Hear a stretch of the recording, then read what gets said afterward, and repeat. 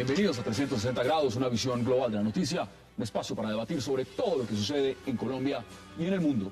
Empezaremos hoy 360 grados con una entrevista a un militar que se ha convertido de héroe a villano, al parecer producto de una injusticia planeada por cabecillas de las FARC. Y hablamos del sargento Pedro José Guarnizo. El sargento es reconocido en el país por haber estado secuestrado 6 años por las FARC entre 1997 y el 2003. Ahora el Tribunal Superior de Villavicencio confirmó contra una condena de 33 años, acusándolo de una masacre cometida en 1992, a pesar de que ya años anteriores se había comprobado que nunca estuvo en el lugar de los hechos. ¿Están las FARC detrás de esta condena? Lo debatiremos esta noche aquí en 360. Su segundo tema de la noche será lo sucedido en Venezuela, la posesión de un presidente ausente, al parecer moribundo, en un hospital en Cuba, hecho que ha marcado un precedente histórico que algunas voces eran como un golpe de Estado del chavismo. Sin Chávez y con un multitudinario homenaje, el canciller y ahora vicepresidente Nicolás Maduro, junto a varios presidentes y vices y cancilleres, se solidarizaron con la salud del mandatario bolivariano, que no pudo jurar su cuarto mandato. Ahora las preguntas son varias. ¿Instauró el chavismo un régimen de facto direccionado desde La Habana por los hermanos Castro? ¿Por qué la oposición no reacciona? Y ante todo, ¿qué tan cierto es que hay una pugna interna dentro de los herederos del chavismo? Debate de esta noche aquí en 360 y no se muevan, no se vayan, que en segundos empezamos con el sargento Pedro Guarnizo.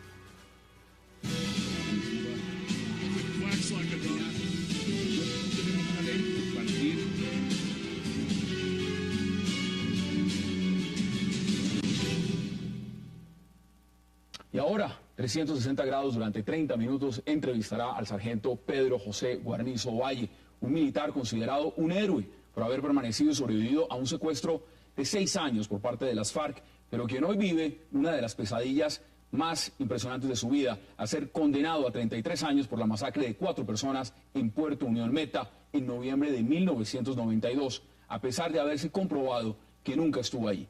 Sargento Guarnizo, bienvenido a 360 grados y gracias por aceptar esta invitación. Bien, buenas noches, Hassan. Muchas gracias por invitarme a su programa. Quiero empezar pues aclarándole un tema. En el sitio de los hechos donde ocurrió aquella masacre, me vinculan por yo estuve en el sitio de los hechos el día 15 de noviembre dentro de una operación que se llamó Operación Pegaso.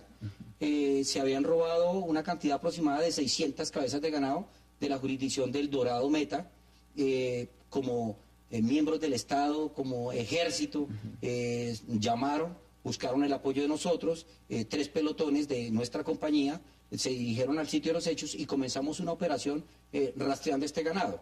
Por lógico, pues nosotros no somos del lugar, no conocemos la región, fuimos acompañados de unos trabajadores de estas fincas que conocían las marcas de este ganado. ¿Para identificarlo? Sí, para identificarlo. El recorrido que lleva el ganado, que lleva toda esta gente que lleva el ganado, pasan por este caserío llamado Puerto Unión Meta. Eso fueron 4 días antes, 3 días antes, no sé, que pasaron por ahí. Nosotros llegamos el 15 de noviembre en las horas de la mañana, tipo 7 de la mañana, antes de ingresar al pueblo, pues las medidas de seguridad, ¿quién está? Ingresamos al pueblo a las 8, 8 y media de la mañana. ¿Cuántos estaban en ese pelotón? Eran 3 pelotones, aproximadamente unos 90, 100 hombres. No tengo ahorita el dato exacto, pero sí ingresé yo con mi pelotón y los otros pelotones quedaron por alrededor del pueblo. Yo ingresé al pueblo como comandante. Tuve la responsabilidad de yo mismo identificar las personas, hablar con ellas, hacer una especie de registro que en aquella época estaba autorizado para nosotros los militares. Pongámoslo en plano también de tiempo. Estamos hablando año 1992, 15 de noviembre. 15 de noviembre del 92 estuvo usted en ese municipio, en ese caserío. En ese caserío. Allí identifiqué dentro de unas pieles que tenían guardados en el matadero, como unas 40, 50 pieles, 22 pieles del ganado que se habían robado. ¿Quién identifica este ganado? Uno de los guías o vaquianos que llevamos nosotros. Bueno, ahí usted pone una de las partes importantes dentro de todo este esquema, y es decir, ubicarlo usted en la zona. Ahora, eso es distinto a estar usted el día de la masacre. Exacto. ¿Quién lo pone a usted? ¿Quién lo ubica? ¿Quién dice, el sargento Guarnizo era ahí el día de la masacre. Ya nos remontamos a otro momento que es el 20 de diciembre.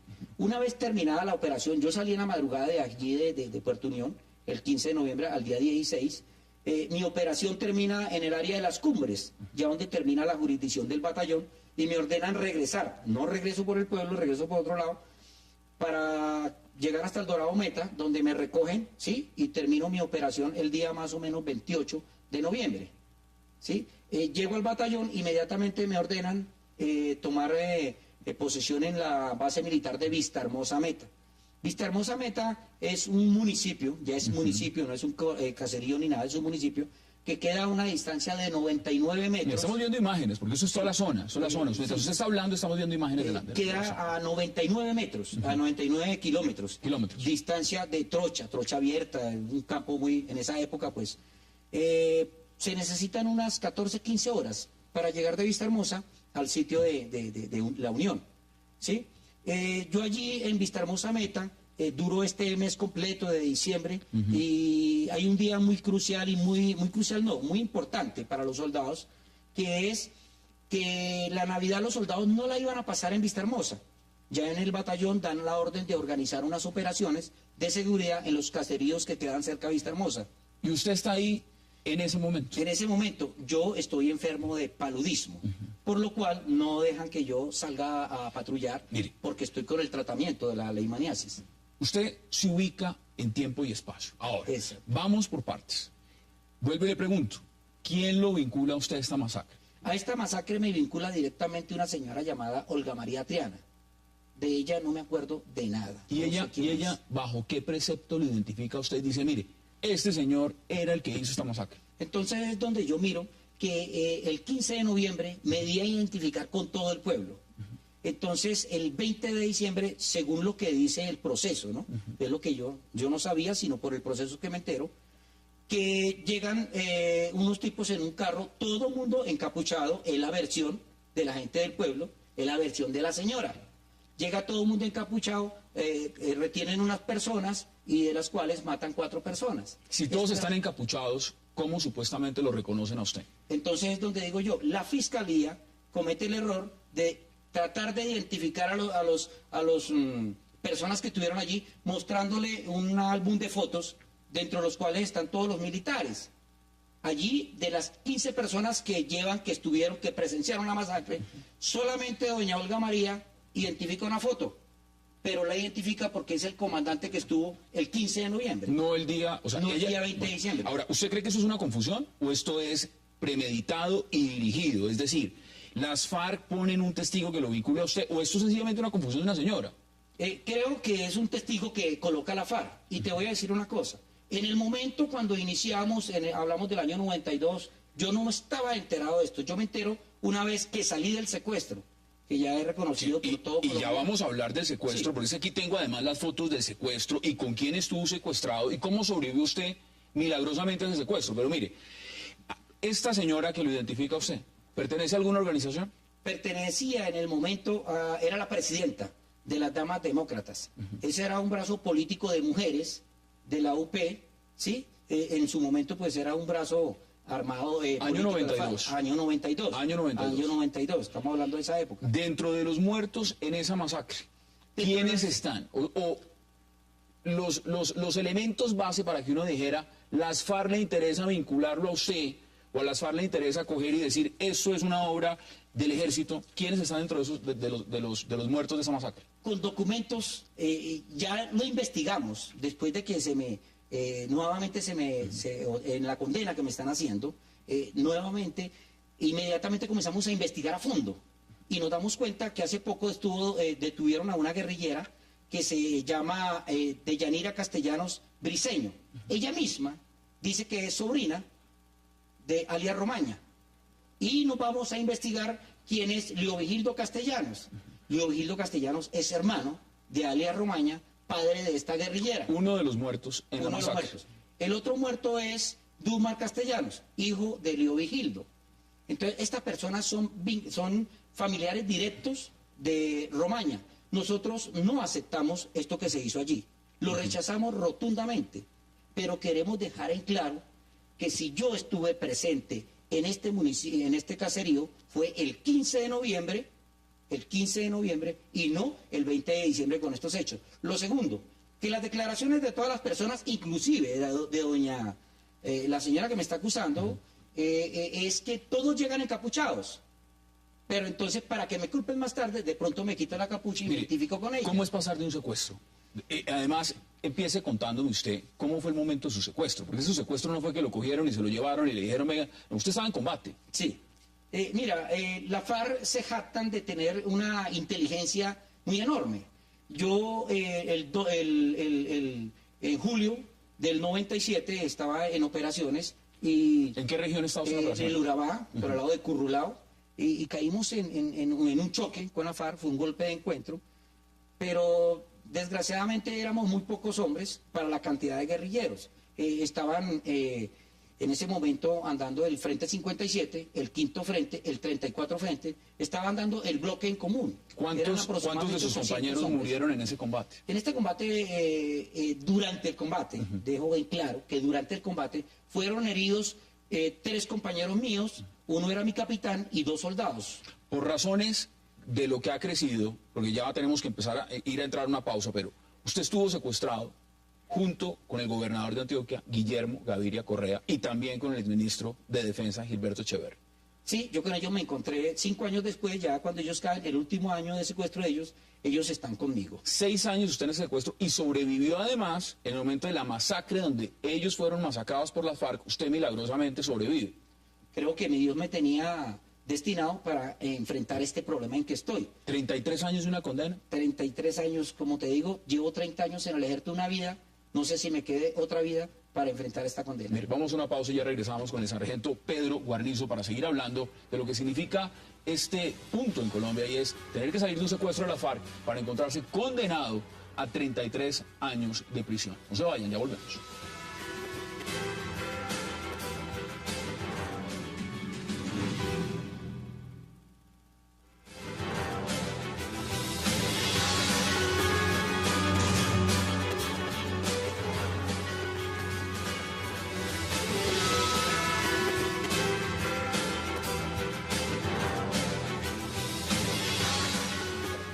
Regresamos a 360 grados. Sargento, mientras estamos en la pausa, yo estoy viendo las fotos de lo que fue su secuestro, el momento además, porque esto es bueno que lo vean, la acerco a mí para que la cámara la enfoque mucho más fácil, momento del operativo en el cual usted fue rescatado, un operativo en el cual lastimosamente fue asesinado el gobernador de Antioquia, Guillermo Gaviria Correa, y el exministro de Defensa, Gilberto Echeverri, por parte de las FARC.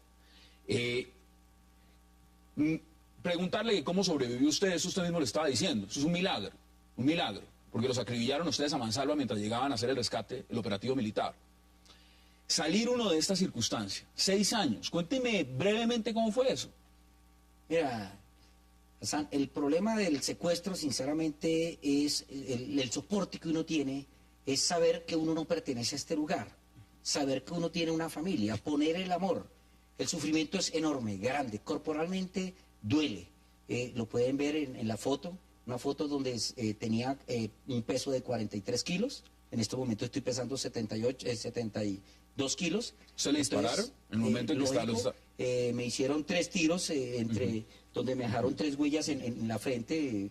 No, pues gracias a Dios no salí con una lastimado enormemente, pero le echo la culpa a Dios que me tenga con vida.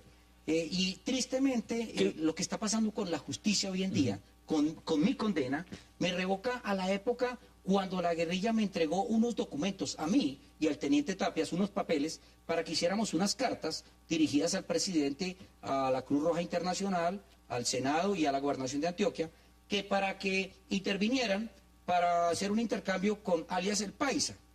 ¿Para que los cambiaran? Sí. ¿Dónde estaba El Paisa? Estaba detenido. ¿Qué hizo la justicia? Cuando nosotros no hicimos esto, recibimos tortura, maltrato durante 2 o 3 meses, ¿sí? ¿Y qué hace la justicia 6 meses después que nosotros nos negamos a esto? Sueltan al Paisa. ¿Y qué pasa con el Paisa? Tiempo después, años después, le mata a su gobernador y le mata al doctor Gilberto Echeverri Mejía. ¿Qué pasa después del secuestro? Después del secuestro, Hassan, yo duré un tiempo, pues, me apoyó la institución militar, donde me fueron adaptando a la vida nuevamente. uno viene totalmente deshabitado, uno viene como un animalito del monte, asustado, uno de entrar a un baño público, de estar en el centro, de estar en un tumulto de gente, de subirse a un bus. Esto es imposible, uno viene traumatizado. Y 5 meses donde yo todavía no estoy listo mentalmente, donde todavía me siento... Acaba usted de salir del secuestro. Exacto. Viene a la fiscalía a hacerme una entrevista donde me pregunta por el pueblo de Puerto Unión.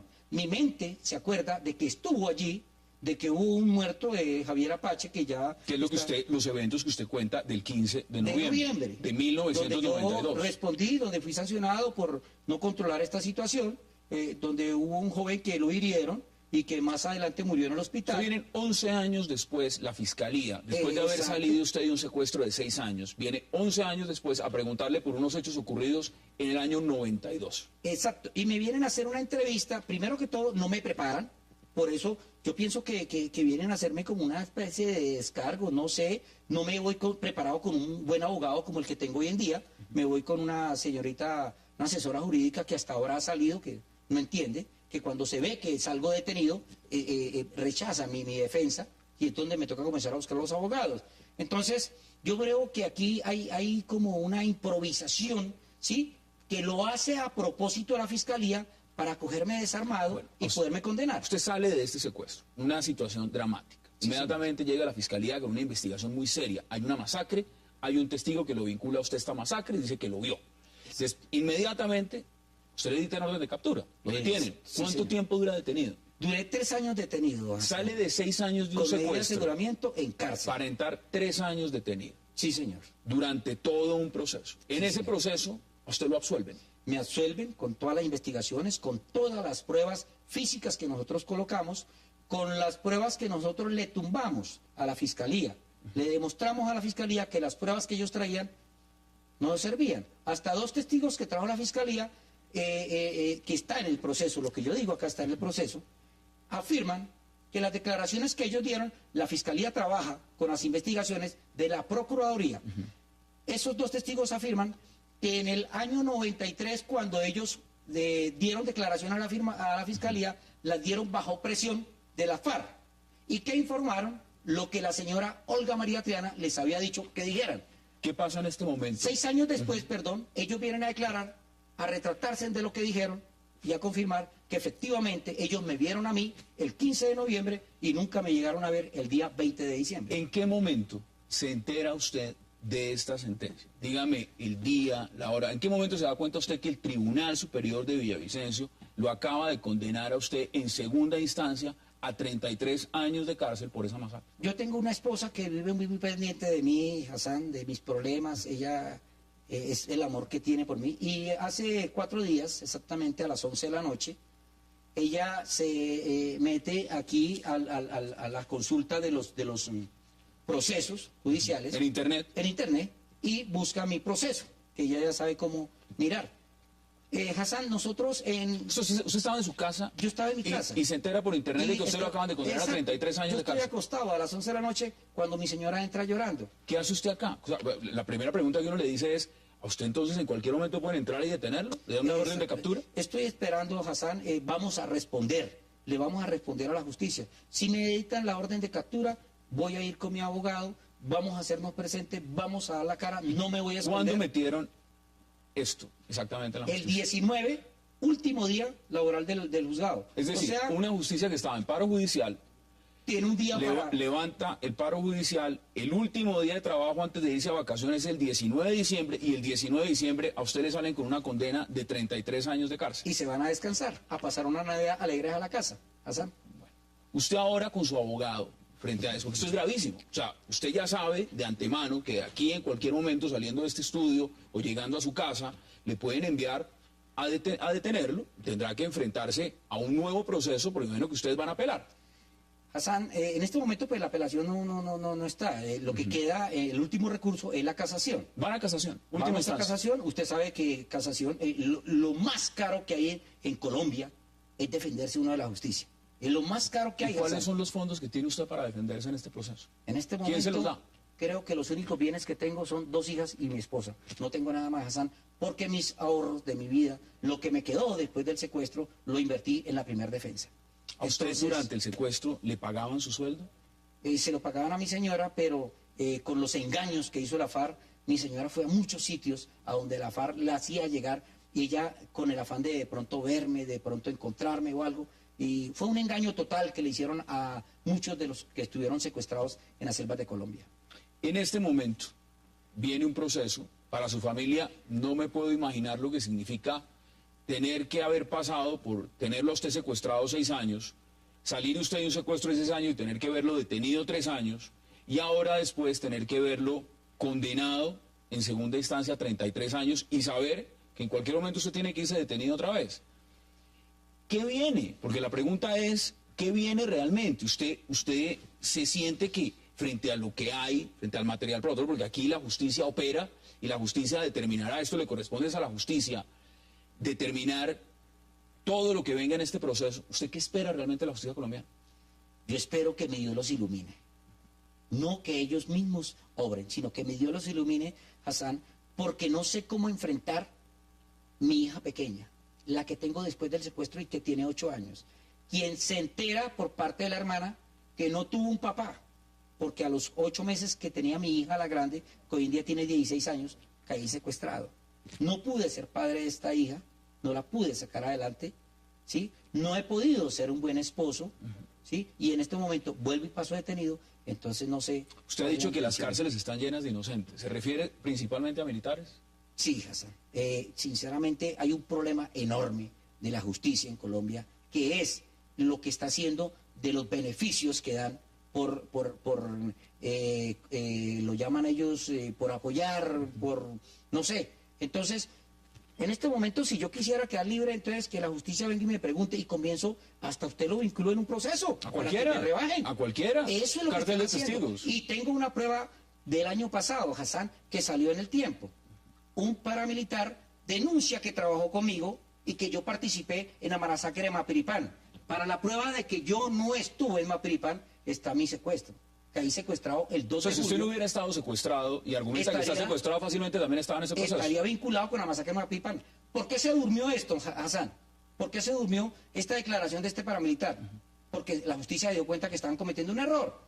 Sí, y yo estoy secuestrado el 2 de julio. Entonces, así como me pasó el año pasado, Hassan, está pasando en este momento. ¿Qué quiere la señora Olga María Triana? ¿Dónde está la señora Olga María Triana? ¿Y a quién más representa? Esa es una pregunta que se hace también. Exacto, ¿a quién está representando ella? Si es que todavía pertenece a un brazo político de la FARC. Sargento, sobra decirle que todos los medios de comunicación en Colombia están pendientes de lo que está pasando con su proceso.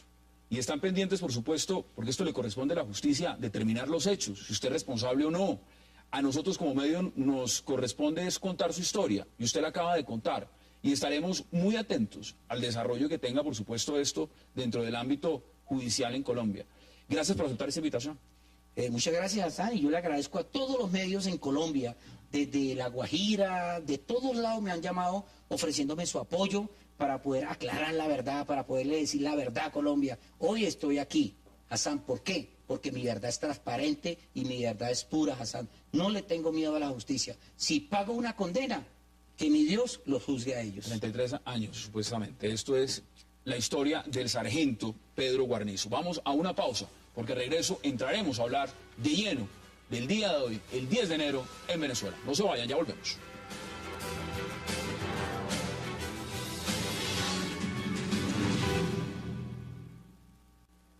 Se ha pretendido manipular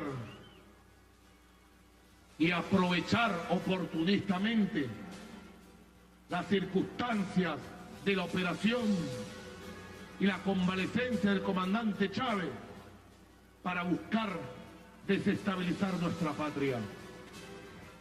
¿Cierto? Nuestros compañeros del mundo vienen y cuando llegan traen una maleta de preocupaciones, porque en la prensa del mundo mienten y mienten todos los días sobre la realidad de la revolución bolivariana. Vienen preocupados porque dicen que la revolución se acabó. En el mundo dicen eso. Vienen preocupados porque dicen que Diosdado y yo nos estamos matando.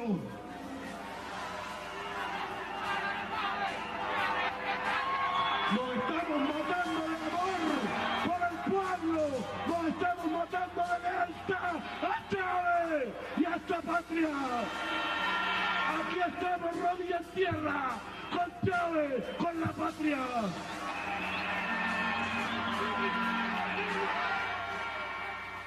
Regresamos a 360 grados y para hablar de la histórica, lo que sería el cuarto juramentación presidencial del presidente Hugo Chávez en Venezuela, acto del cual estuvo ausente el mandatario. Para hablar de este tema, del 10 de enero del 2013 en Venezuela, le doy la bienvenida a Marta Lucía Márquez, le doy la bienvenida también a Carlos Patiño y a Marcelo Caruso. Qué placer y gracias por aceptar esta invitación. Hola, buenas noches. Marta Buenas Lucía, noches, Hassan. ¿cómo vio lo de hoy en Venezuela? Pues yo creo que es un gran acto teatral. ¿Sí? Pues en principio difiero de la posesión virtual, ¿sí? La posesión, según lo dice el Tribunal Supremo de Justicia, será en otro momento, lo cual no quiere decir que no se haya iniciado un nuevo periodo, pero fue un acto básicamente de solidaridad, así se le nombró, con el presidente, con la Revolución Bolivariana, en la que se pretendió teatralizar la legitimidad apelando al pueblo, mostrar que los chavistas están unidos, mostrar que hay un apoyo de la comunidad internacional y yo creo que afianzar mucho este culto a la personalidad, que es finalmente uno de los bastiones fuertes. Pero bueno, veíamos del chavismo. las declaraciones de Maduro y de Diosdado Cabello, que por lo menos están unidos de amor, o sea, no están, y es una cosa representativa. Dos de los herederos, ¿no? Supuestamente lo que se está viendo. Marcelo, ¿cómo vio usted lo que pasó hoy en Venezuela? Bueno, realmente era de esperar que Chávez no llegara. Eso está claro, que está en una situación inhabilitado por el momento completamente. Puede ser temporal o no sabemos cómo termine. Y eso, el fallo que hace la Sala Constitucional, es una salida extraña, digamos, dentro de lo que era la Constitución. Extraña, perdón, lo interrumpo. No, en el sentido... ¿Se viola la Constitución o no se viola la Constitución? Es muy difícil decirlo desde aquí, yo no soy constitucionalista, lo dice la Sala Constitucional, que sin duda tiene una carga política hacia el gobierno, ha sido nombrado por ellos, eso ha pasado, pero las salas constitucionales, aún en Colombia en su momento tuvieron su independencia. No hay una, digamos, no hay una confrontación de ilegalidad de frente ni de la oposición, ni de los magistrados que han declarado que esto no era procedente y que era una situación, algunos lo llaman transitoria, temporal, excepcional. No puede extenderse mucho esta situación. Uno puede decir, bueno, en aras de la política y del triunfo que había tenido el chavismo en las elecciones, tanto presidenciales como departamentales, uno puede decir, bueno, se enfermó el presidente y no puede llegar, dele unos días, puede suceder, hasta una gripa, entiendo eso. Pero esto no tiene mucho tiempo digamos, de alguna manera lo que se está es ganando un plazo, sea porque es real que Chávez pueda asumir, sea porque están resolviendo las cargas internas, como normalmente se ha hecho cuando se morían los presidentes. ¿Qué van a hacer? Cuando se murió Franco, lo tuvieron entubado durante y ya vamos a entrar un mes o dos hasta que pudieron... a debatir esas posiciones. ¿Sí? Ahora, ¿cómo lo ve usted? No, yo creo que pasaron muchísimas cosas, creo que ha pasado muchísimas cosas a lo largo de la semana. De alguna manera quiero ser un poco más fuerte, gráfico, decirlo, y para mí hubo una especie de golpe de Estado constitucionalizado, es decir, una especie de vacío de poder, un vacío de poder que no está definido por la presencia de un presidente. En la democracia los símbolos y los rituales son fundamentales. Marcar la transición de poder, marcar las condiciones que ese poder se presenta, y obviamente estamos frente a una situación muy compleja en el caso de Venezuela. Ahora, más allá de eso, creo que aquí hay un elemento que sí quiero señalar y me parece que es, digamos, lo de fondo. Comparto lo que dice Marta Lucía y lo que dice Caruso, pero creo que hay una demostración de poder internacional y de influencia internacional de Venezuela que es muy importante, y en esto que se llamó desde finales de los 90 la nueva izquierda latinoamericana. Hay una especie de búsqueda de líder, de nuevo líder, que pueda agrupar todo esto que se formó a la sombra de Chávez, por acción de Chávez, por acción de la política internacional de Venezuela. Creo que este es un acto muy importante, creo que esto no es una cosa menor, creo que esto es de un alcance muy sustancial, porque además vimos en las imágenes en televisión que habían varios presidentes, de Pepe Mujica, estaba Fernando Lugo, el expresidente de Paraguay, Es mucho lo que está en juego. estaba Daniel Ortega y una serie de cancilleres importantes de América Latina. Esto lo que está poniendo sobre la mesa es que no estamos frente a una simple transición o frente a una simple ausencia del poder político de cualquier presidente. Estamos frente a una condición política internacional de gran trascendencia que además pone en alerta no solo a los países vecinos y a la América Latina, sino a los dos grandes poderes hegemónicos, a Brasil y a Estados Unidos, que han sido completamente cautelosos en todo el proceso venezolano. ¿Usted está de acuerdo? No, yo no estoy de acuerdo con la idea del golpe de Estado constitucionalizado. Yo creo que el Tribunal Supremo interpretó la Constitución que tenía un vacío, ¿sí? Hay un gobierno electo a través de 8.3 millones de ciudadanos. Pero le pregunto, ¿el Tribunal Supremo es chavista? El Tribunal Supremo es chavista, pero creo que algo insinuaba Marcelo en el sentido de que algo que caracteriza al presidencialismo latinoamericano recientemente es esta falta de claridad en la división de los poderes. Pero usted dice algo muy interesante. Usted dice, mire, interpretó. Y evidentemente todos los constitucionalistas en Venezuela han dicho es que acá hay un vacío y está abierto a la interpretación. La gran pregunta es si esa interpretación, pues, es una interpretación gobiernista. Y evidentemente no se tomaron en consideración otros elementos que podían hacer decir, mire, vámonos a lo concreto.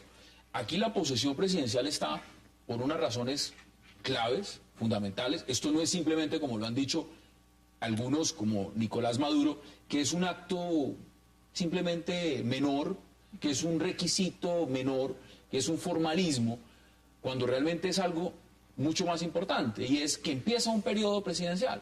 Yo se los pregunto, en esta medida se me lo responden. Si había visto antes en la historia de Venezuela o de algún país que alguien ganara las elecciones, no fuera la posesión, aparte de que no juramenta la posesión, se elige a un tercero por medio de una carta para que gobierne, porque eso es lo que está pasando en Venezuela. Bueno, yo me quiero referir a otra cosa. Es primero, ¿cuáles fueron las bases de la sentencia del Tribunal Supremo? Lo primero que se dijo es la juramentación es necesaria, no es ninguna formalidad. Lo que pasa es que se puede hacer en otro momento. Terminó un periodo de gobierno y comienza otro periodo de gobierno, un gobierno que fue legítimamente constituido. No hay ni falta temporal ni hay falta absoluta, lo que hay es un permiso del presidente, ¿sí? En esa medida no hay vacío de poder y por eso difiero de Carlos en la medida en que el gobierno está nombrado. Mire, se une a esta mesa Paloma Valencia. Paloma, bienvenida. Muchas gracias. Un saludo muy especial a todos. ¿Cómo lo ve usted? ¿Usted sí cree que hay un vacío de poder? ¿Usted sí cree que se violó la Constitución? Me sorprende que digan que no hay una falta absoluta. Me parece que la noción de falta es esa. Aquí puede haber una falta absoluta o temporal y esa sería la discusión, pero evidentemente hay una falta. No podemos decir que ahí no hay una falta. Y yo creo que la pregunta de la que está abocada Venezuela, como muchas de las repúblicas latinoamericanas, que les cuesta lograr legitimizar su Estado, está más bien sobre si las ideologías tienen que estar por encima o por debajo de los principios democráticos. Yo creo que esa es la gran pregunta, porque por supuesto que todos los países tienen ideologías, las cortes tienen ideologías, y yo creo que eso es sano, no veo que eso sea un problema en sí mismo, pero la pregunta es cuando esas ideologías empiezan a pesar más que los principios democráticos. Porque aquí no veo yo que uno pueda decir que no hay falta del presidente Chávez. El presidente lleva un mes por fuera. El presidente, nadie lo ha visto últimamente, no está en unas condiciones de salud suficientemente, digamos, ligeras. Como ¿Usted dice, si estuviera bien Chávez, se va a perder su juramento en la Asamblea Nacional? Estuviera bien Chávez, uno entiende, listo, le dicen a usted, va a salir en un mes, pues uno diría, no veo yo problema en que se aplace. La pregunta es este aplazamiento indefinido. Un aplazamiento donde ni siquiera hay pruebas de supervivencia de Chávez. O sea, una pregunta que uno se puede hacer legítimamente es si Chávez está vivo o no. Una pregunta que usted se podría, o que la oposición se tiene que hacer es, y si Chávez no está vivo, o está vivo en unas condiciones que ya no va a poder gobernar, diga usted que esté en un estado de coma, diga usted que se haya muerto, ¿hasta dónde puede el chavismo mantener el poder sin que Chávez exista? Mire, todas esas preguntas, vamos a hacer la pausa porque Marcelo Caruso también quiere intervenir, por supuesto Carlos también. Hagamos la pausa y ya regresamos aquí en 360 para seguir hablando del 10 de enero, el día de hoy del 2013 en Venezuela, el día que Chávez no juró. Llegó a Colombia Fonte Celta, el agua mineral más pura. Fonte Celta, enriquecida con solidaridad.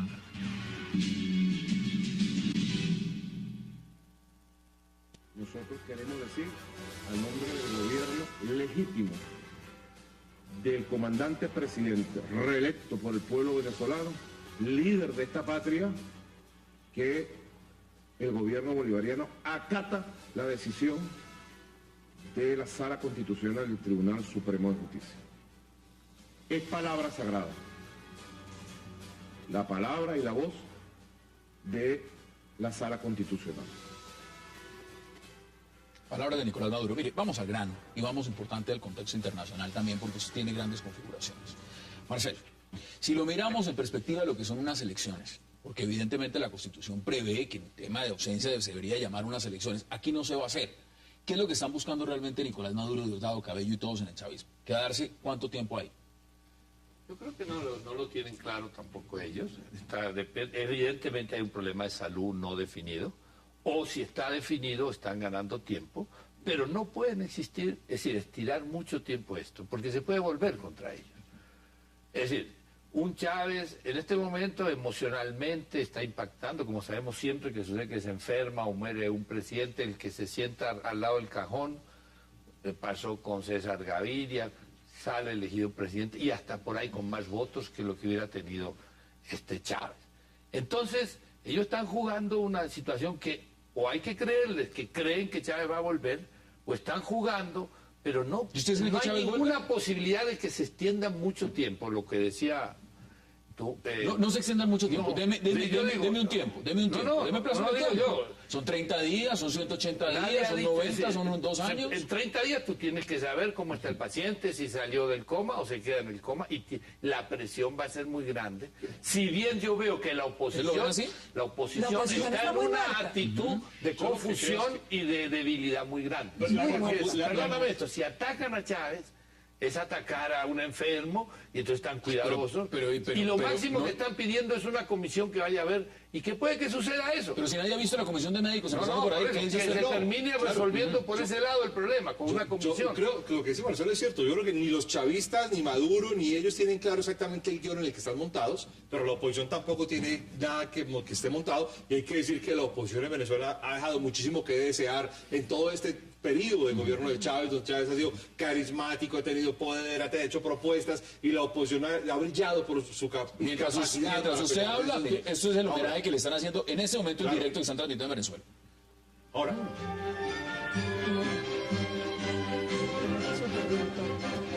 El maestro Dudamel, en la Sinfónica, eso es todo el homenaje que le están haciendo al presidente ausente. Ahora, esto lo que muestra es que Chávez se ha convertido en una figura mítica ya es un mito en la política latinoamericana. Si Chávez sobrevive, si Chávez muere, ya Chávez tiene, digamos, una especie de lugar reservado ahí hacia donde sea y su enfermedad permitiera justificar fracasos o éxitos a como se dé lugar.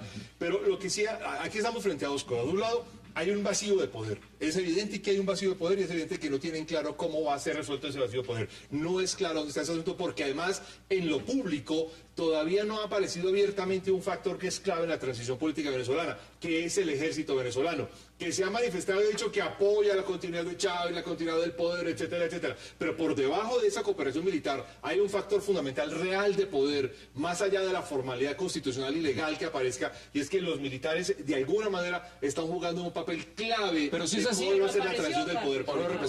Hoy vimos los Sukhoi, los Telesur. Y apareció Maduro diciendo que eso era símbolo de este vínculo que existe entre el poder civil y el poder militar. Sí. Y apareció porque también tiene su parte. De los 20 gobernadores elegidos del chavismo, 11 son militares. ¿Sí? Que es lo que creo que puede apoyar la hipótesis de que ahí no hay división. No hay división en el sentido de que todos tienen poder. El ala civil ocupa la vicepresidencia y los militares están en la no hay que olvidar que Asamblea que la Nacional. figura de Chávez es una figura muy importante importante porque viene a ser militar, coronel, que no es un grado bajo, que es uno de los grados altos de la comandancia, que además de un golpe de Estado, que además a los ojos de muchos lo volvió un héroe, y luego Chávez logra cambiar la doctrina de las Fuerzas Armadas venezolanas, cambia una doctrina con un impacto total, pero además de eso logra tener un ascendiente clave entre los militares, y es que los militares en general han tenido una especie, alguien decía, una analista venezolana decía que casi un 225% de aumento del salario en esos 14 años. Ha sido beneficiado. Y esto le ha dado a los militares un poder que es sustancial, es decir, Pero los no están ahí. militares, Ahora, eso no quiere decir que lo que vimos hoy es una digamos, una manifestación de apoyo frente a esa transición inmediata. Pero eso no ahorra la disputa. Paloma, ¿qué dice usted? No, pero es que mire, yo creo que los militares venezolanos siempre han sido muy activos en política. Históricamente han estado metidos en política y han sido un factor decisivo en la política venezolana. Pero también es que yo creo que hay otros temas que son mucho más graves. Y es que yo creo que el chavismo no está listo para soltar el poder por muchas razones. Entre otras porque no fue fácil para Chávez ganar estas elecciones. A pesar de la maquinaria Ganó estatal, igual, ¿no? Ganó, pero le costó. Entonces yo creo que el chavismo teme perder el poder. Teme perder el poder, entre otras cosas, porque, digamos, los Estados Unidos ha estado apretándolos con el tema de los vínculos con el narcotráfico, porque los han apretado con el tema de los vínculos con las FARC. Hay una situación, digamos, internacional que no le es favorable al chavismo y que si llega a perder el poder va a tener unas consecuencias muy duras. Entonces yo lo que veo aquí es que hay un intento de manipulación, digamos, de las instituciones democráticas para tratar de mantener el poder. La pregunta es cuánto tiempo se lo quieren quedar. Por eso se lo pregunto porque... Yo creo que se lo quieren quedar más de un año. Pero pueden... Sin Chávez. Bueno, en este momento ya la Constitución la interpretaron a su favor. Independientemente está abierta. Bueno, se interpretó de esta forma.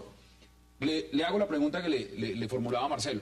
¿Cuánto tiempo? Yo creo que se lo van a quedar un año. ¿Un año? Por lo menos un año, mientras primero se solucionan los problemas. Pues es un año en que Chávez no aparece. En que Chávez no aparece y van a estar buscando mecanismos mediante...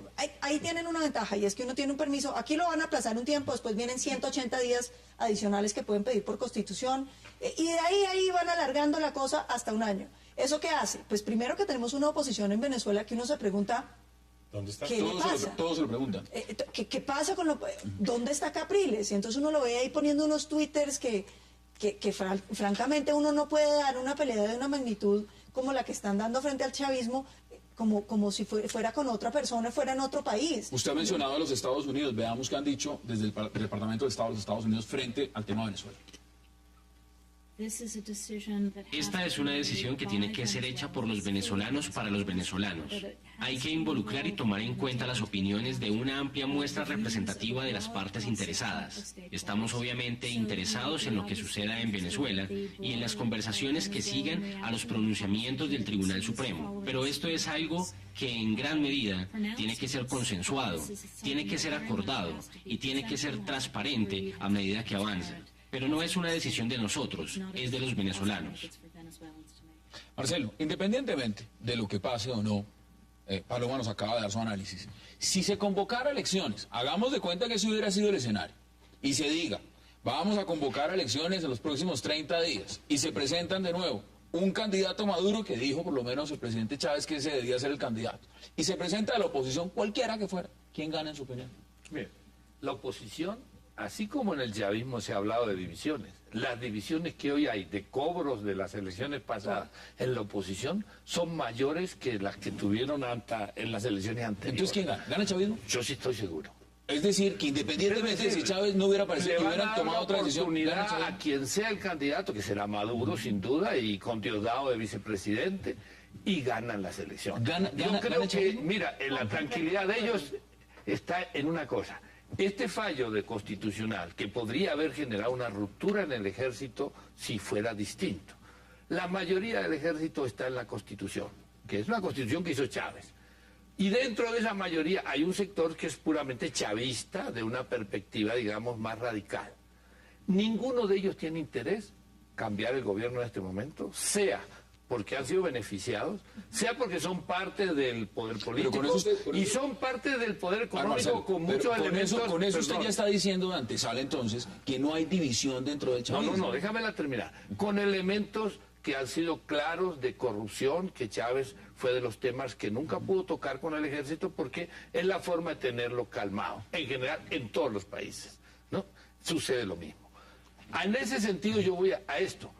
La división entre Diosdado y Maduro es clara. Pero si abrimos este Diosdado programa y no los ha dos pisado. señores estaban dando pero abrazos. te voy a dar de decir, una división no de división, las diferencias ideológicas, para ser más claro, porque dividirse sería suicida para cualquiera de los dos. En este momento Marcelo, no se van a dividir. tengo que porque hacer una pausa. El pastel hay que mantenerlo entero para que exista como Tengo que hacer una pausa, como porque aquí Estado, como proceso. todos quieren opinar sobre el tema. Hagamos la pausa y ya regresamos acá en 360. No se vayan.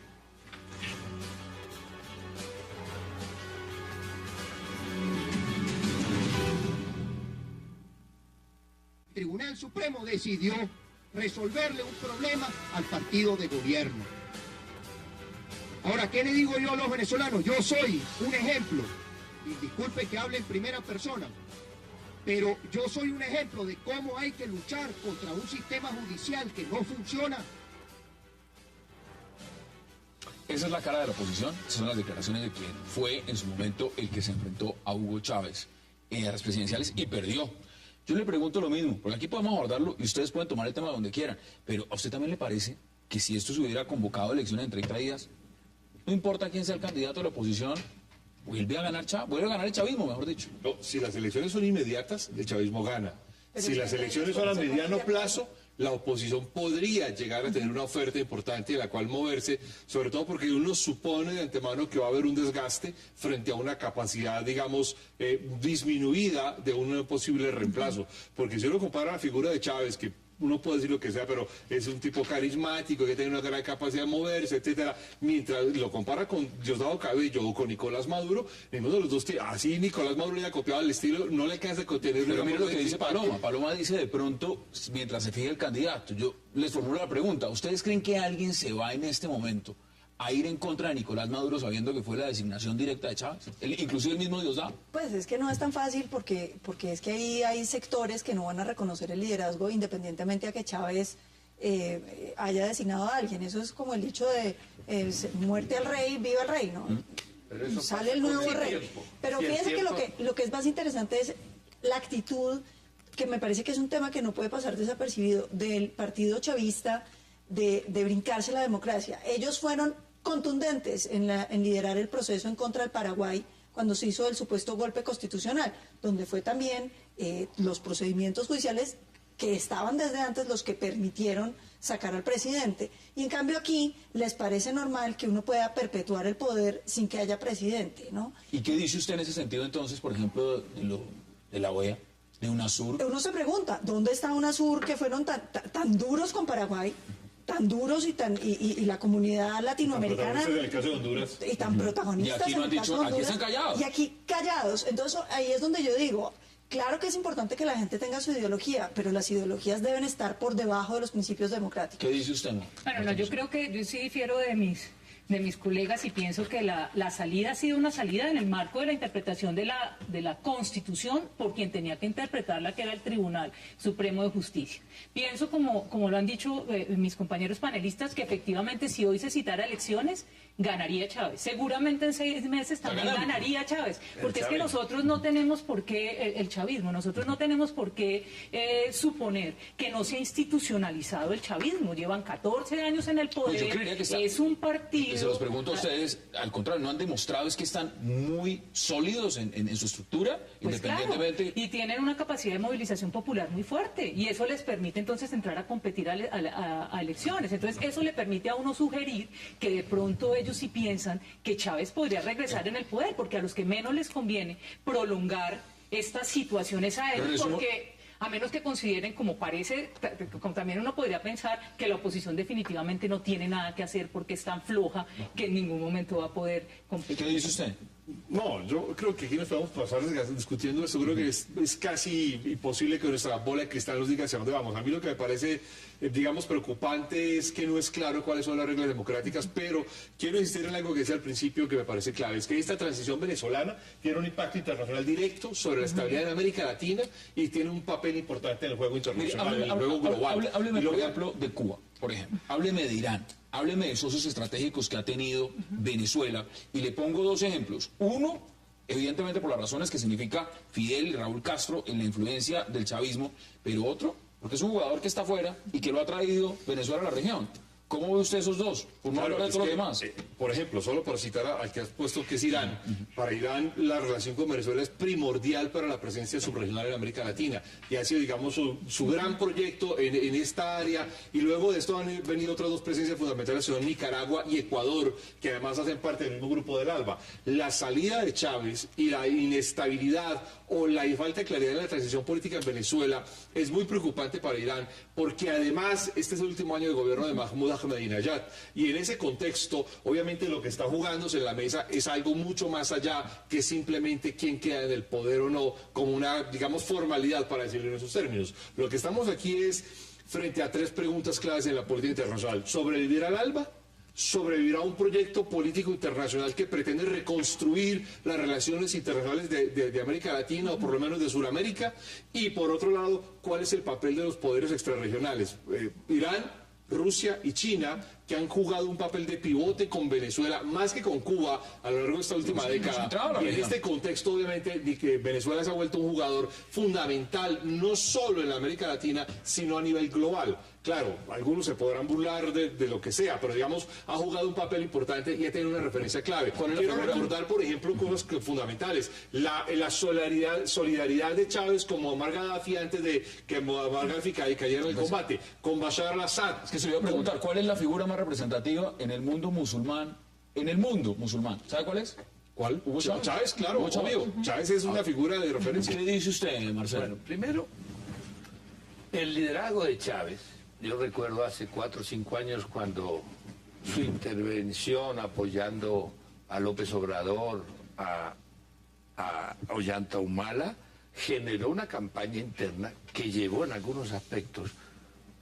Lo de México lo robaron a López Obrador, pero en el caso de Ollanta, el caso de Ollanta Humala lo llevó a una derrota electoral. Chávez había exagerado su liderazgo, su personalismo, pasando por encima de otros nacionalismos con los cuales él se identificaba en la propuesta, digamos, antineoliberal, nacionalista. Y en ese sentido yo veo que Chávez, la enfermedad misma, lo llevó a madurar en dos cosas. En Venezuela se han consolidado las conquistas sociales que ellos entregaron. La superación de las metas del milenio es definitivo.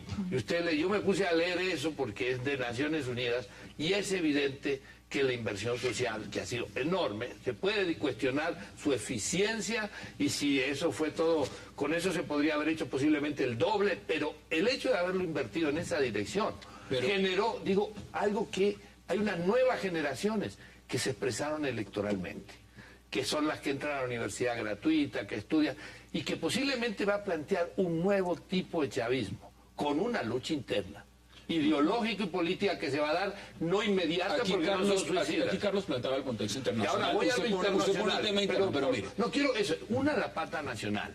En 14 años, lo que tú decías, hay una consolidación y la oposición no lo ha sabido enfrentar, y la gente, que 300.000 viviendas gratuitas, que no sé, todo eso, que además de las metas en derechos, son realidades que lo llevó a ganar. Pero a nivel internacional, ese liderazgo ya no es el de antes. Chávez daba petróleo a todo el mundo. Primero, no lo ha podido seguir haciendo porque bajó el precio del petróleo. Segundo, porque le dijeron, no me ayude tanto, compadre, porque su ayuda, en vez de ayudarme, a veces me hundía. Sí, pero a ver, y está jugando de otra forma. Hay otros liderazgos nuevos, lo que hace, es decir, nuevos y no nuevos, porque el UNASUR mismo ha tenido un bajo perfil, aún teniendo a Galí Rodríguez. Acá hay un tema de fondo, y es que digo, en este panorama hay dos herederos. Una idea. Se está saliendo del caudillismo que marcó toda América Latina, inclusive Colombia, con Uribe, la gran figura que permitía definir y que llevaba atrás su proyecto ideológico, y se está pasando a otros procesos. ¿Usted sí cree realmente que se está saliendo? No hablemos de Brasil, hablemos de Venezuela. En Venezuela realmente está saliendo el caudillismo cuando se corren unas fechas justamente para alguien que no se sabe si está o no está. Pero lo que hay por detrás no depende tan solo de Chávez. No, lo que pasa es que no es tan fácil tener caudillos. Yo no creo que nosotros estemos alejándonos del caudillismo, sino que los caudillos son finitos. Es poco probable que usted los encuentre. Yo todo lo contrario creo que, por ejemplo, la interacción directa que hoy en día hay con las redes sociales y con los mecanismos de comunicación cada vez más van a atentar contra las colectividades, los partidos cada vez se van a volver menos necesarios, porque ya el ejercicio de resumir las ideologías no son necesarias cuando usted ya tiene una interacción casi directa. Entonces yo creo que todo lo contrario, el movimiento cultural va a ser mucho más a la consolidación de figuras personalistas y a liderazgos mucho más personales y directos que vamos a ver cómo se desarrollan. Esa sí es una hipótesis. Pero a mí lo que me parece que estamos viendo también en Venezuela, no solamente en el escenario, digamos, internacional, sino ya en las relaciones con Colombia, es qué es lo que va a pasar en ese proceso de paz donde Chávez estaba mediando. Porque uno ve pues Cuba va a entrar en un proceso ahí medio extraño, porque Cuba también depende de que Chávez mantenga el poder, porque están viviendo básicamente del petróleo venezolano. Entonces aquí, digamos, la prioridad de La Habana, que se ha vuelto esta nueva ventana del proceso de paz colombiano, pues va a cambiar completamente, porque ahora el foco vuelve a Venezuela. Entonces yo sí creo que el proceso de paz del presidente Santos empieza a sentir un golpe muy fuerte, y es que pierde toda la importancia para los sectores chavistas. Tengo que hacer una pausa, pero entonces ¿usted no cree, digamos, que con Maduro o con Diosdado, y me lo contesta apenas volvamos, se pueda garantizar la misma efectividad en un proceso de paz que con Chávez? Ya me lo contesta. Mire, hagamos la pausa. Y no solo proceso de paz. Mire, hagamos la pausa y ya regresamos aquí en 360 para seguir hablando del 10 de enero del 2013 en Venezuela.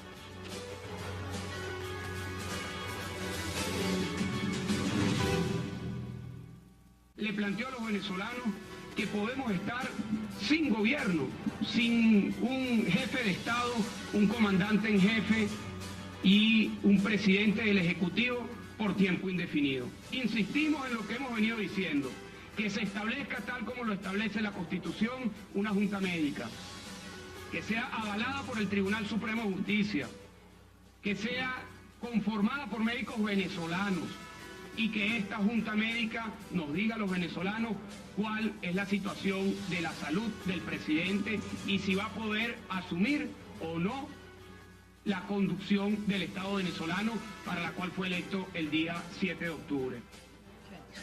Estas son las palabras de Leopoldo López, otro de los hombres fuertes en la oposición. Mire, mientras estamos debatiendo, leo acá, por supuesto, declaraciones. Dice: OEA respeta cabalmente la decisión del Tribunal Supremo de Justicia. Increíble, porque es el tribunal venezolano, pero el tribunal de Paraguay y el de Honduras no tienen razón. Por eso se lo digo, porque eso está diciendo sostuvo lo de Paraguay. La OEA lo sostuvo. Miren, entramos en la recta final. Quedan minutos valiosos. Dígame conclusiones, y en conclusiones puede extenderse, porque aquí vamos a hablar cuál es el futuro. Yo le pregunto el futuro, porque pues de Chávez no sabemos cuál es el futuro, pero el futuro del chavismo como tal, con Chávez, sin Chávez, y frente a lo que está pasando en Venezuela, ¿cuál es su perspectiva? No, pues yo lo que creo es que Venezuela puede entrar en un desgaste interno, y además creo que la oposición va a surgir no de la oposición que actualmente conocemos, sino de la misma oposición dentro del chavismo, que va a empezar a fracturarse y a presentar una serie de variaciones importantes, porque hay un capital electoral que está montado e institucionalizado y constitucionalizado, y ese capital electoral va a empezar a él mismo, digamos, de alguna manera canibalizarse fuertemente. Ahora, lo que, digamos, me parece más interesante es que Venezuela ha construido un tamaño de un impacto internacional importante, como decía Paloma, en la paz en Colombia, pero no solamente la paz, sino de relaciones económicas, en el liderazgo político internacional de América Latina, que repartía petróleo, que ahora no tiene con qué repartirlo, pero tiene cooperación internacional. Usted decía antes de la pausa que lo de Chávez afectaría muchas cosas más, no solamente lo de Colombia. Claro, obvio, y afectaría una serie de composiciones a nivel de Sudamérica importantísimos, y además logró sacar adelante a través del ALBA un protagonismo político de unos países que nunca tenía protagonismo político en América Latina. Y esto obviamente va a tener una alteración importante. Eso, digamos, es un panorama que me parece va a ser emocionante. ¿Usted ve chavismo estilo peronismo? Por supuesto que sí. O sea, clarísimo. Hay trabajos académicos que señalan similitudes entre el populismo clásico y estos nuevos populismos, en términos del líder carismático, en términos del contexto histórico de crisis en el que surge, en términos de todo este contenido simbólico que vemos en este tipo de manifestaciones. Lo que pasa es que ahí tendrá que pasar el tiempo para que, digamos, se bajen las tensiones y esto se estudie de otra manera. Veo también la posibilidad de la continuidad del chavismo. Creo que el partido es un partido que se ha institucionalizado, que tiene pues ya un liderazgo claro en Maduro, pero no es el único líder, porque también ahí está el antiguo vicepresidente Elías Jawa, Tarek, Diosdado Cabello. Estoy de acuerdo con la cuestión del desgaste que afrontaría cualquier gobierno. Es que estamos hablando de un país que tiene el nivel más alto de inflación de América Latina, que tiene uno de los niveles más altos de corrupción, sobre 100, siendo 90 la mejor calificación que tienen Finlandia y Dinamarca. La calificación de Venezuela es 19. Yo le voy a dar cifras de violencia que las vi el 7, hoy es 10, pero el día 8, perdón, al 7 de enero, en solo Caracas, 110 homicidios. Sí. Es un tema de violencia. Ahora, sí. Marcelo, ¿chavismo estilo peronismo? ¿Lo ve usted de esa forma? Es decir, como un movimiento político que trascienda ya en el tiempo, lo que se ha construido no simplemente es un caudillo, sino es un movimiento. La base del peronismo fue el movimiento sindical, que era una base de doble filo, porque era una burocracias muy corrompidas, pero una clase obrera que actuaba y soportaba a un proyecto nacionalista en el marco del desarrollo capitalista que aspiraba de estos países. El tema del chavismo es que, siendo un peronismo en su composición, no tiene una estructura social organizada que lo sostenga, no hay sindicatos chavistas sólidos, más bien eran de oposición. Pero están los informales. Sí, no, los informales, es lo que tiene es una base social no organizada, desde el punto de vista de su identidad orgánica social, de movimiento social. Pero lo que está claro también allí es que esta propuesta va mucho más allá del peronismo. Perón se cae por su incapacidad de seguir avanzando en su propuesta nacionalista. Acá hay una propuesta que se llama socialista o del siglo XXI, pero que es una clara confrontación a toda la propuesta neoliberal. Mire ya lo que se expresa, mira, en el índice Gini. Sí, el Gini de Venezuela, que está en 36 y nosotros en 50 y tanto, es una propuesta que solo se ha podido dar en países que han roto con esa globalización desigual que nos habían impuesto. Paloma, la hace con el petróleo, pero es una propuesta distinta. ¿Qué dice usted? Yo lo que veo es que no es tan fácil. Yo creo que la sucesión de los caudillos no sucede tan automáticamente y que en general el caudillo deja un vacío tan grande que los partidos no logran recuperarse fácilmente de eso y entran en una especie, ahí sí yo coincido, de canibalismo donde casi se autodestruyen. A mí lo que me parece es que está muy claro para los chavistas eso. Ellos lo tienen bien visto y lo tienen detectado y son capaces de ver que no va a ser fácil un acuerdo entre el chavismo. Y precisamente por eso tienen la necesidad de postergar lo que más Están se puede. jugando el tiempo, se los han dicho. Mira lo que nos escriben. Nos escriben además de manera pues, irónica, pero nos dicen lo siguiente. Ahora sí es verdad que Chávez es como un dios. No lo vemos, no lo escuchamos, no hay prueba de su existencia. Pero hay que tener fe en que existe y en que viene. ¿Es realmente más o menos ese el panorama que se está viendo en Venezuela? Te lo pregunto. No sé, no sabría decir, pero por lo menos está muy gracioso el comentario. No, pero pues es que yo se los pregunto porque realmente dentro del marco de lo que está pasando, pues muchos le apuestan es a eso y los movimientos que se han hecho dan hacia esa vertiente. Conclusiones finales en 10 segundos, ¿algo que quiera agregar? Permanece el chavismo, ¿sí? Es un movimiento que se ha institucionalizado, claramente Maduro va a asumir el liderazgo y creo que ese es el mejor escenario para Colombia. Mire, para el escenario de fuera los de militares. Eso, no puedo dejar de preguntarles brevemente, dígame, 10 segundos, en 15 segundos, ¿qué piensa usted de la oposición en Venezuela? Bueno, la oposición la derrota generó mayores divisiones que no han aparecido. Y este señor López y Capriles ya van a ser dos candidaturas que se van a canibalizar también. ¿Qué piensa usted de la oposición en 15 segundos? Me ha desilusionado. Yo veo que es una oposición que no se está tomando la pelea democrática con la fuerza y con el entusiasmo que debería mostrar. ¿Y usted? No, yo creo que la oposición venezolana nos ha decepcionado por su falta de propuestas, su capacidad de disputa y su falta de capacidad de operación. Pero es por los éxitos de Chávez también. Hay que claro, obvio. Sí, porque no es que son malos políticos, tienen toda la asesoría del mundo para hacer la propuesta. Y la de Capriles fue finamente construida y estuvo allí. Pero porque yo voy a ser Chávez, pero mejor que Chávez. Pero no puedo ganarse esa cosa. Es decir, los amigos no esa disputa exige ser mejores. Sí, pero lo que plantea es continuidad en todos los programas, en las misiones, y eso no se han animado a decirlo. Yo creo que también hay un tema ahí, es que 14 años de opresión donde los líderes de la oposición los metieron a la cárcel, les tocó irse, también ha mostrado que la estrategia funcionó. Es decir, y ese debate lo volvemos a hacer. Paloma Valencia, gracias por aceptar la invitación. Carlos Castillo, gracias por aceptar la invitación. Marta Lucía Márquez, gracias por aceptar. Y Marcelo Caruso, gracias por aceptar la invitación. Y a ustedes, gracias por acompañarnos. Nos vemos mañana de nuevo aquí, 360, 7:30 p.m. para seguir debatiendo la agenda política de Colombia y del mundo. Hasta una próxima oportunidad.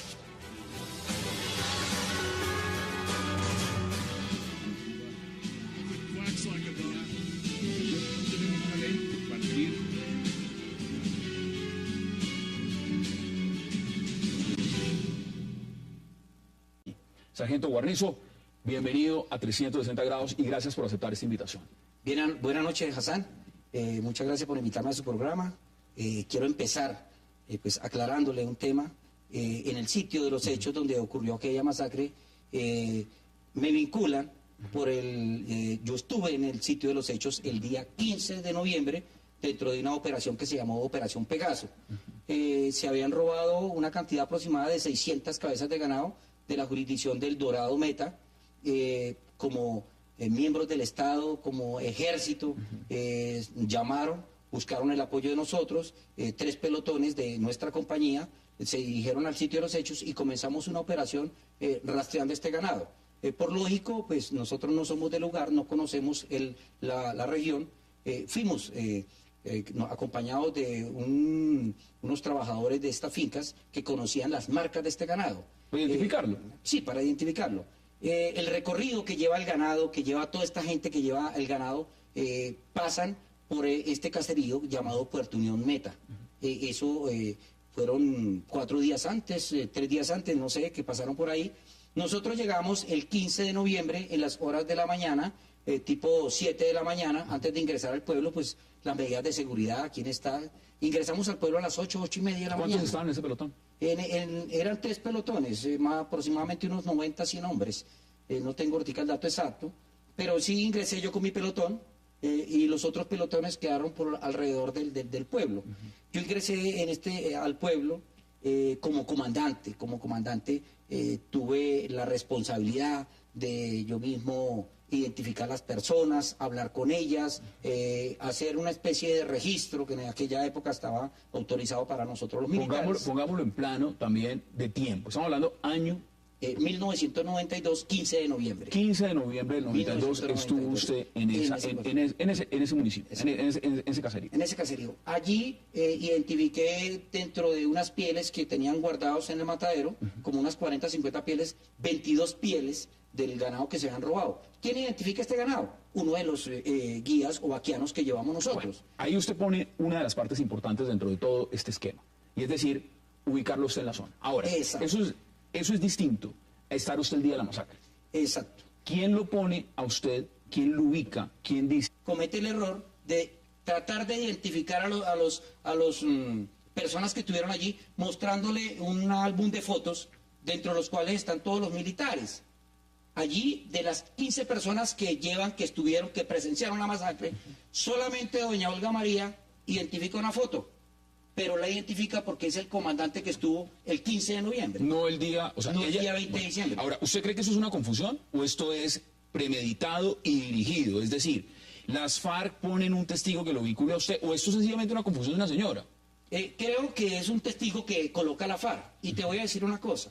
En el momento cuando iniciamos, hablamos del año 92, yo no estaba enterado de esto. Yo me entero una vez que salí del secuestro, que ya he reconocido por todo. Y ya vamos a hablar del secuestro, porque aquí tengo además las fotos del secuestro y con quién estuvo secuestrado y cómo sobrevivió usted milagrosamente a ese secuestro. Pero mire, esta señora que lo identifica a usted, ¿pertenece a alguna organización? Pertenecía en el momento, era la presidenta de las Damas Demócratas. Ese era un brazo político de mujeres de la UP, ¿sí? En su momento pues era un brazo armado de... Año 92. Año 92. Año 92. Año 92, estamos hablando de esa época. Dentro de los muertos en esa masacre, ¿quiénes están? O los elementos base para que uno dijera, las FARC le interesa vincularlo a usted, o a las FARC le interesa coger y decir, eso es una obra del ejército. ¿Quiénes están dentro de los muertos de esa masacre? Con documentos, ya lo investigamos, después de que nuevamente en la condena que me están haciendo, inmediatamente comenzamos a investigar a fondo. y nos damos cuenta que hace poco detuvieron a una guerrillera que se llama Deyanira Castellanos Briceño. Ella misma dice que es sobrina de Alia Romaña. Y nos vamos a investigar quién es Leovigildo Castellanos. Leovigildo Castellanos es hermano de Alia Romaña, padre de esta guerrillera. Uno de los muertos en la masacre. El otro muerto es Dumar Castellanos, hijo de Leovigildo. Entonces, estas personas son familiares directos de Romaña. Nosotros no aceptamos esto que se hizo allí. Lo rechazamos rotundamente. Pero queremos dejar en claro que si yo estuve presente en este municipio, en este caserío, fue el 15 de noviembre, y no el 20 de diciembre con estos hechos. Lo segundo, que las declaraciones de todas las personas, inclusive de doña, la señora que me está acusando, es que todos llegan encapuchados. Pero entonces, para que me culpen más tarde, de pronto me quito la capucha y me identifico con ella. ¿Cómo es pasar de un secuestro? Además, empiece contándome usted cómo fue el momento de su secuestro. Porque ese secuestro no fue que lo cogieron y se lo llevaron y le dijeron, venga, usted estaba en combate. Sí. La FARC se jactan de tener una inteligencia muy enorme.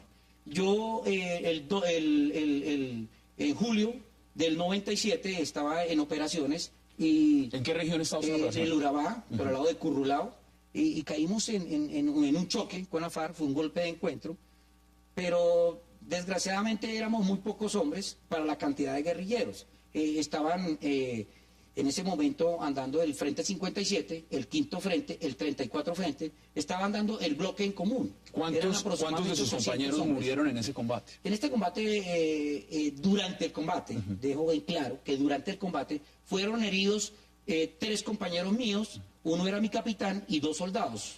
Por razones de lo que ha crecido, porque ya tenemos que empezar a entrar a una pausa, pero usted estuvo secuestrado junto con el gobernador de Antioquia, Guillermo Gaviria Correa, y también con el exministro de Defensa, Gilberto Echeverri.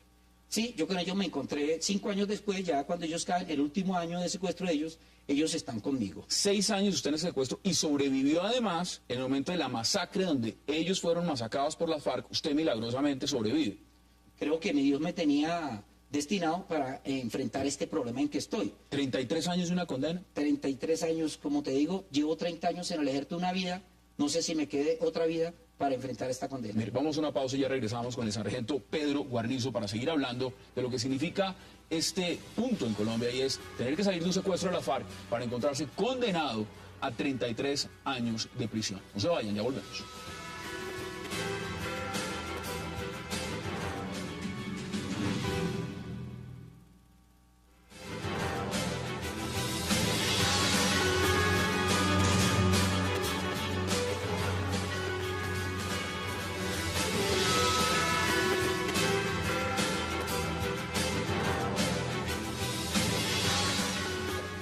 Regresamos a 360 grados. Sargento, mientras estamos en la pausa, yo estoy viendo las fotos de lo que el sargento Guarnizo era ahí el día de la masacre. Ya nos remontamos a otro momento, que es el 20 de diciembre. Una vez terminada la operación, yo salí en la madrugada de allí de Puerto Unión, el 15 de noviembre al día 16.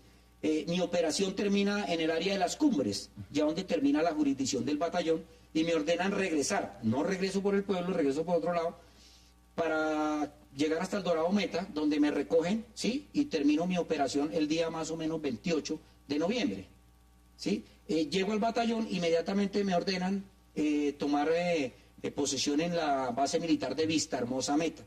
Vista Hermosa Meta es un municipio, ya es municipio, no es un caserío ni nada, es un municipio que queda a una distancia de 99 metros. Estamos viendo imágenes, porque eso es toda la zona, Mientras usted está hablando, estamos viendo imágenes delante. Queda a 99 metros, a 99 kilómetros.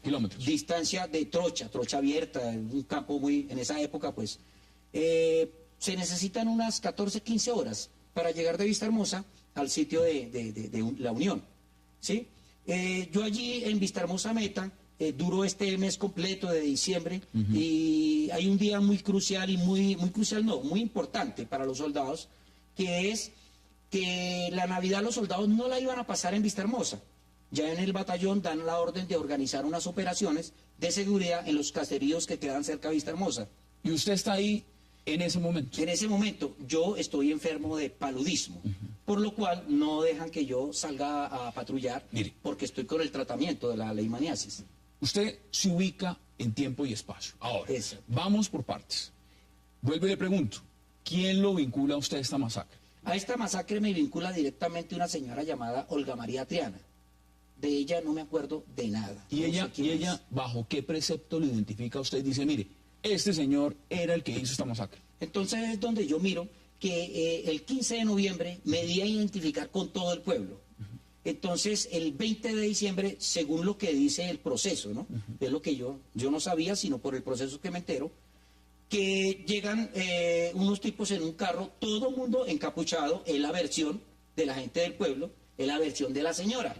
Llega todo el mundo encapuchado, retienen unas personas y de las cuales matan 4 personas. Si todos están encapuchados, ¿cómo supuestamente lo reconocen a usted? Entonces es donde digo yo, la fiscalía...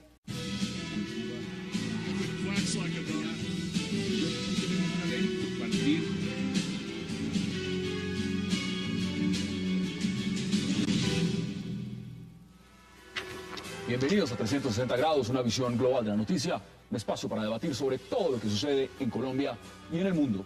Empezaremos hoy 360 grados con una entrevista a un militar que se ha convertido de héroe a villano, al parecer producto de una injusticia planeada por cabecillas de las FARC. Y hablamos del sargento Pedro José Guarnizo. El sargento es reconocido en el país por haber estado secuestrado 6 años por las FARC entre 1997 y el 2003. Ahora el Tribunal Superior de Villavicencio confirmó contra una condena de 33 años, acusándolo de una masacre cometida en 1992, a pesar de que ya años anteriores se había comprobado que nunca estuvo en el lugar de los hechos. ¿Están las FARC detrás de esta condena? Lo debatiremos esta noche aquí en 360. Su segundo tema de la noche será lo sucedido en Venezuela, la posesión de un presidente ausente, al parecer moribundo, en un hospital en Cuba, hecho que ha marcado un precedente histórico que algunas voces eran como un golpe de Estado del chavismo. Sin Chávez y con un multitudinario homenaje, el canciller y ahora vicepresidente Nicolás Maduro, junto a varios presidentes y vices y cancilleres, se solidarizaron con la salud del mandatario bolivariano, que no pudo jurar su 4º mandato. Ahora las preguntas son varias. ¿Instauró el chavismo un régimen de facto direccionado desde La Habana por los hermanos Castro? ¿Por qué la oposición no reacciona? Y ante todo, ¿qué tan cierto es que hay una pugna interna dentro de los herederos del chavismo? Debate de esta noche aquí en 360 y no se muevan, no se vayan, que en segundos empezamos con el sargento Pedro Guarnizo.